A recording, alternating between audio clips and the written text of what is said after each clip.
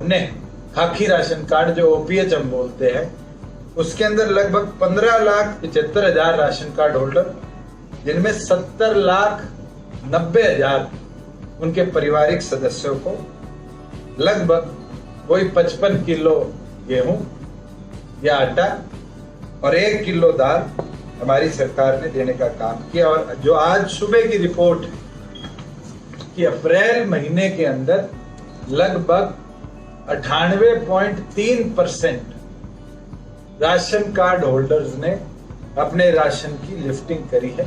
1.7% जो बकाया है या तो वो प्रदेश में नहीं है या उनने जाकर अपनी प्रोड्यूस को लेने का काम नहीं किया। जहां एसेंशियल आइटम्स की बात है, मैं आपके साथ साझा करूं कि हमने 1025 ड्रग होलसेलर्स और 10,242 रिटेल केमिस्ट की निरंतर जांच करी है, जिसके अंदर लगभग 695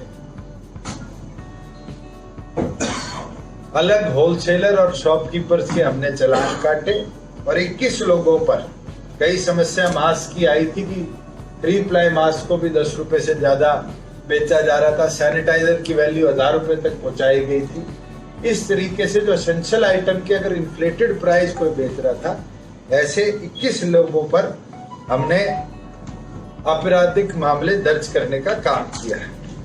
एक मैं आपके साथ अप्रैल के महीने का डाटा आटे का करूंगा कि पब्लिक डोमेन के अंदर हमारी ओर से जो आटे की एवरेज रही है वो 23-24 रुपए के बीच से ज्यादा कहीं भी आटे का प्राइस इन्फ्लेट नहीं होने दिया। वही दूध की जब हम बात करें तो 49 से लेके 52 रुपए से ज्यादा कहीं वेरिएशन नहीं आई। वेरिएशन जो हमारे सामने आई वो केवल मात्र मेट्रोपॉलिटन सिटीज जो गुड़गांव है, फरीदाबाद है, क्योंकि वहां सप्लाई के अंदर दिक्कत थी, वहां आने का काम किया। मगर निरंतर हम लोगों ने उसको मॉनिटर कर उसको रोकने का काम किया।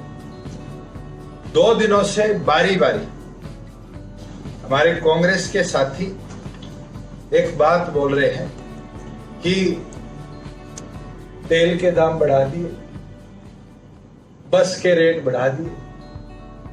और मैं तो एक हमारे बड़े शिक्षित नेता है, शायद डिक्शनरी खोल के बैठते हैं, वो तो इसको जजिया कर भी बोलते। मैं उनको बोलना चाहूंगा कि पहले अपना गिरेबान झाके दूसरों पे आरोप बाद में लगाए। जहां ट्रांसपोर्ट की बात है, पूरे नॉर्थ इंडिया के अंदर मैं अगर स्टेट वाइज चलो, कांग्रेस शासित पंजाब के अंदर जो ट्रांसपोर्ट प्रति किलोमीटर का रेट है वो 1 रुपए 16 पैसे का है। राजस्थान जो कांग्रेस शासित है उसमें 1 रुपया 6 पैसा है। उत्तर प्रदेश में 1 रुपया 5 पैसा है। पूरे नॉर्थ इंडिया में, और उत्तराखंड और हिमाचल क्योंकि हिली एरिया है, वहां तो शायद 1 रुपया 20 पैसा और 1 रुपया 17 पैसा है। हरियाणा इकलौता राज्य है जिसने 1 रुपए के अंदर अपने प्रति किलोमीटर ट्रांसपोर्ट को बांधने का काम किया है। वहीं कांग्रेस के साथियों को बताना चाहूंगा कि आज जिस तरह की इकोनॉमिक हालात देश की भी है और प्रदेश की भी, इस पूरे मामले पर रेवेन्यू एक बड़ा चैलेंज सबके सामने है। और निरंतर कांग्रेस के भी नेता प्रतिपक्ष ये कहते हैं कि लोन ले लो, लोन ले लो। आज प्रदेश की अर्थव्यवस्था को खतरे में डालना हमारी जिम्मेवारी नहीं है, और अगर सरकार लोन लेगी तो उसकी भी भरपाई कहीं ना कहीं टैक्सेशन के तौर पर बढ़ोतरी कर सरकार को करनी पड़ेगी। मगर मैं कांग्रेस के साथियों को यह बोलना चाहूंगा कि अगर हमने वीएटी 1 रुपया और 1 रुपया 10 पैसे पेट्रोल और डीजल पर बढ़ाया है, उन्हीं की राजस्थान सरकार ने पिछले 1 महीने के अंदर 3 बार पेट्रोल और डीजल के रेट को रिवाइज किया। और राजस्थान के अंदर कोई 50 पैसे 60 पैसे पेट्रोल और डीजल के दाम नहीं बढ़े। राजस्थान सरकार के आंकड़े बताते हैं कि राजस्थान के अंदर 3 बारी के अंदर पिछले लॉकडाउन के पीरियड में डीजल का दाम 2.71 पैसा बढ़ा और पेट्रोल का दाम 3.37 पैसे बढ़ा। अगर 1 रुपया जजिया कर है तो फिर 3.37 को आप क्या नाम देना चाहो? मैं चाहूंगा कि आज शाम को वो डिक्शनरी के अंदर से कोई अच्छा सा शब्द राजस्थान सरकार के लिए भी लाने का काम करे और साथ में इन्फ्लेटेड प्राइस जो कांग्रेस शासित प्रदेश हैं उनके लिए भी लाने का काम करे। एक चीज जो बड़ी अहम है इकोनॉमी के लिए, इंडस्ट्री। हरियाणा सरकार ने निरंतर इंडस्ट्री को बढ़ोतरी देने का काम किया है। लॉकडाउन के अंदर भी हमारा प्रयास रहा कि 20 तारीख से जब रिलैक्सेशन आई एमएचए की, हमारी अधिकतम इंडस्ट्रियल स्टेट्स को हमने ऑपरेशनल किया, पर एमएचए से थोड़ा सा स्ट्रिक्ट कर कि हमारे यहाँ पर कोरोना का जो फैलाव है उसको जैसे हरियाणा ने अब तक रोकने का प्रयास किया हम रोक पाए। और हमने इनिशियल डेज के अंदर आईटी सेक्टर को 33% और इंडस्ट्रियल यूनिट को 50% पर ऑपरेट करने की परमिशन दी और कोई इनिशिएटिव था जो अपनी इंडस्ट्री के अंदर एम्प्लॉयज रखता था उसको हमने 100% तक की परमिशन दी। आज से हम इस पर निर्णय लेंगे कि 4 तारीख से, कल सुबह से लेकर और 10 तारीख तक 7 दिन और 11 तारीख से 18 तारीख तक अगले 7 दिन के इंडस्ट्री को खोलने में हम परमिशन देंगे, रिलैक्सेशन देंगे, मगर एमएचए से थोड़ा सा स्ट्रिक्ट तरीके से, जिससे हमारी इंडस्ट्री भी रिवाइव हो। और जो कोरोना का एक खतरा, क्योंकि आपने खुद देखा कि पिछले 4 दिनों में जिस झज्जर में एक केस नहीं था, किस प्रकार से मूवमेंट की वजह से वो 40 के आंकड़े को पार करें। उस चीज को देखते हुए समझते हुए हम आईटी सेक्टर को, जो रेड जोन है 33%, ऑरेंज जोन है 53% और ग्रीन जोन के अंदर 100% की परमिशन देंगे और सेकेंड फेज के अंदर 50%, 75% और 100% परमिशन देंगे। रूरल एरिया इंडस्ट्री को रेड जोन में 33%, अगर वही स्टाफ अंदर रहेगा तो 50%, उसी प्रकार से 75% और 100% की परमिशन देंगे।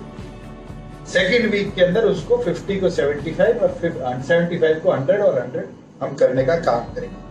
ई कॉमर्स प्रोडक्ट को भी रेड एरिया के अंदर एसेंशियल गुड्स, ऑरेंज एरिया के अंदर 50% और ग्रीन एरिया के अंदर 75% की परमिशन देंगे, क्योंकि आपने खुद देखा कि दिल्ली के अंदर किस प्रकार से डोमिनोज का एक डिलीवरी बॉय भी पॉजिटिव पाया गया। अगर कोई ई कॉमर्स वाला ट्रांसपोर्टर कैरियर बन जाता है तो इससे रिस्क फैक्टर बढ़ता है। वही हमारा जो सेकेंड वीक होगा उसमें ई कॉमर्स को एसेंशियल गुड्स को रेड जोन में और 75 और 100% नॉन एसेंशियल। जो हमारे इंडस्ट्रियल एरियाज को छोड़ के अर्बन एरियाज में इंडस्ट्री, बहुत सी ऐसी इंडस्ट्री है जो हमारी सीएलयू लेकर डेवलप करी गई और निरंतर पानीपत हो, गुड़गांव हो, प्रति एक जगह ऐसी एस्टेब्लिशमेंट्स बनी हुई।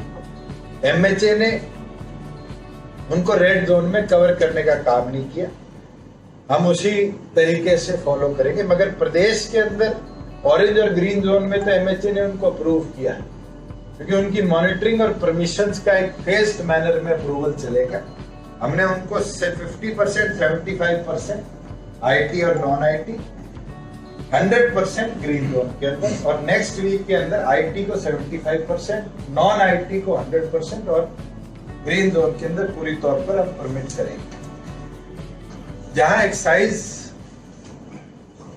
लिकर वेंट्स की परमिशन की बात है, अगले 1 महीने तक हमें लगता है एमएचए ने भी अभी परमिट नहीं किया, क्योंकि सोशल प्लेसेस, रेस्टोरेंट्स हो, इस प्रकार की और व्यवस्थाएं हैं, उनको पूरी तौर पर हम बंद रखें। जो हमारे अनुमत कक्ष है, जिनको हत्ते बोलते हैं, उनको पूरी तौर पर बंद रखें। और मैं तो आपके माध्यम से ये चाहूंगा कि हमें रेड जोन में ऑरेंज जोन में, ग्रीन जोन में किस प्रकार से इसको व्यवस्था को खोलना चाहिए। क्या हमें 4 तारीख से खोलना चाहिए, क्या इसको डिले करना चाहिए, इसके ऊपर जरूर आप लोगों के सुझाव लेकर हमें देने का काम करें, जिससे कहीं भी भीड़ ना मचे, 2 गज की दूरी का सोशल डिस्टेंस हम मेंटेन करें और प्रॉपर तरीके से व्यवस्था को चला।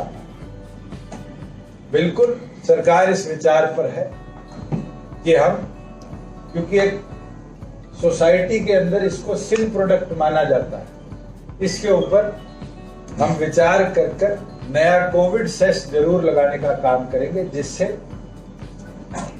प्रदेश के अंदर जो हमारे कोरोना इफेक्टेड एरियाज हैं या जो इंस्टीट्यूशन है जिनको आज कोरोना की वजह से सपोर्ट चाहिए टू रिवाइव दैट, इसको हम अपलिफ्ट कर पाए।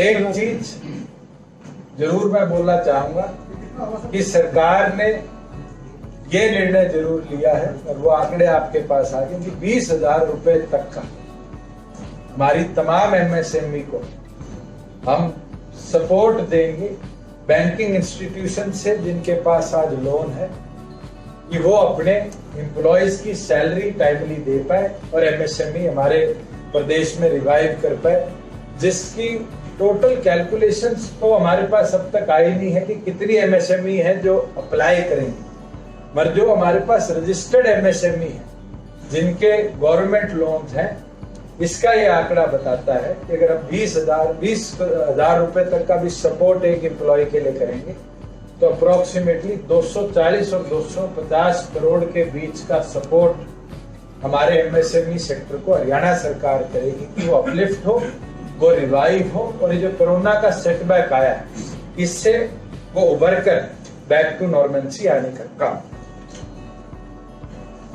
ये जो 240-50 करोड़ है, ये पर मंथ है या टोटल 6 महीने? हम लॉकडाउन से लेकर जो इंडस्ट्री इसके अंदर प्रभावित रही और वो 31 जुलाई तक अप्लाई करेगी फॉर सच बेनिफिट्स, उसको ये फाइनेंशियल सपोर्ट बैंकिंग इंस्टीट्यूशन के साथ मिलकर हरियाणा सरकार देने का काम। देखिए सेस की बात की थी, कितना सेस लगा रहे हैं? इसके ऊपर चर्चा चल रही है, अभी फाइनल नहीं है क्योंकि हर प्रोडक्ट अलग है, हर की बॉटल क्वांटिटी अलग है। फिक्स सेस इसके ऊपर लगाना पॉसिबल नहीं होगा, हमें क्वांटिटी के हिसाब से, प्रोडक्ट के हिसाब से अभी वेरिएबल सेस इसके अंदर लगाना पड़ेगा। अगर कोई पाइंट है, कोई बॉटल है, तो दोनों के ऊपर वेरिएबल होगा, पर परसेंटाइल जो होगा नहीं ये कहें कि 500 की या कोई 2000 की, उसका वेरिएबल ही होगा। बिल्कुल, कोई 100 रुपए की चीज पे आप 10 रुपए लगाओ और 2,000